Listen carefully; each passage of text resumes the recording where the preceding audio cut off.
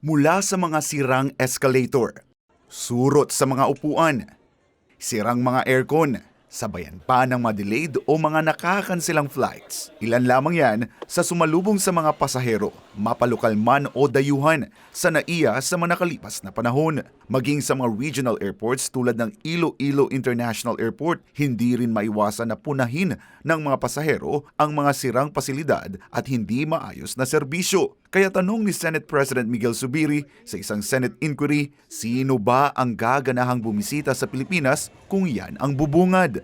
As it stands today, our airports seem to do not good a justice to what our beautiful country has to offer. Madalas pong madumi, mainit, sirang mga pasilidad, kulang-kulang ang serbisyo, maging domestic airports man o international. Huwag po natin pahiyain ang ating bansa sa mga ganitong klase mga pagkukulang natin bilang public servants. And I think we cannot subject them to this level of inefficiency and low standards of service.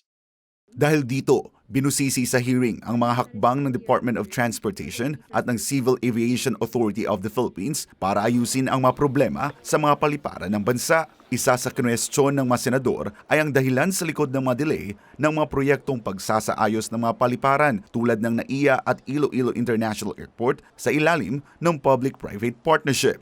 Kung hindi nyo kaya, kung may problema sa procurement, kung may problema sa pag-release ng pondo, for God's sakes, let's already speed up the process and give it to private sector PPPs that will run the projects. So what is the delay of all this? We know that there are pending PPP proposals for that. And we hope that, I don't know what's taking so long for this to be decided. Obviously, the government can't handle all of this. So what is hindering us from granting these PPP projects to a capable conglomerate that can deliver? Sa isang press conference nitong Miyerkules, nagbigay ng updates ang DOTR patungkol dito. Ayon kay Transportation Undersecretary Roberto Lim, nasa proseso na raw ang pagpapatupad ng mga PPP projects sa Manila International Airport. Isang steering committee na aniya ang binuo para sa maayos na transition at operasyon ng pagpapatupad ng mga nasabing proyekto. We have established a joint steering committee composed of the government and the concessionaire in order to address the transition issues. We expect the handover to take place on or before September 14.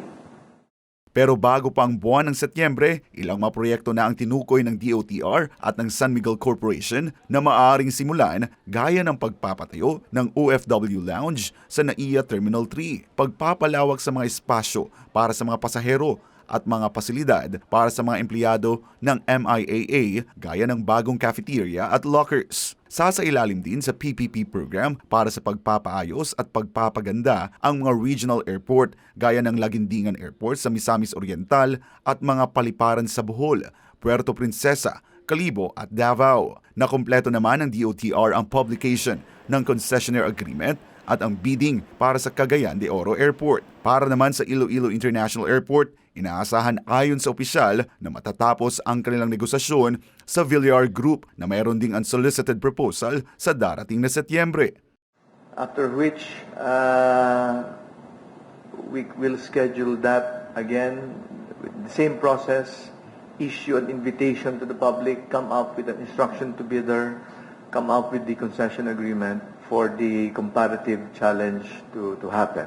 So if everything happens on schedule, we are hopeful that an award could be made early next year for Iloilo.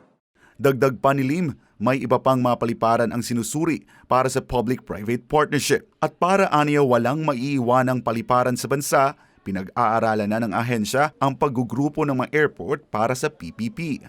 Part of the strategy that we are looking at is how to bundle, how many and which ones to bundle, to make it attractive enough to be offered for a PPP.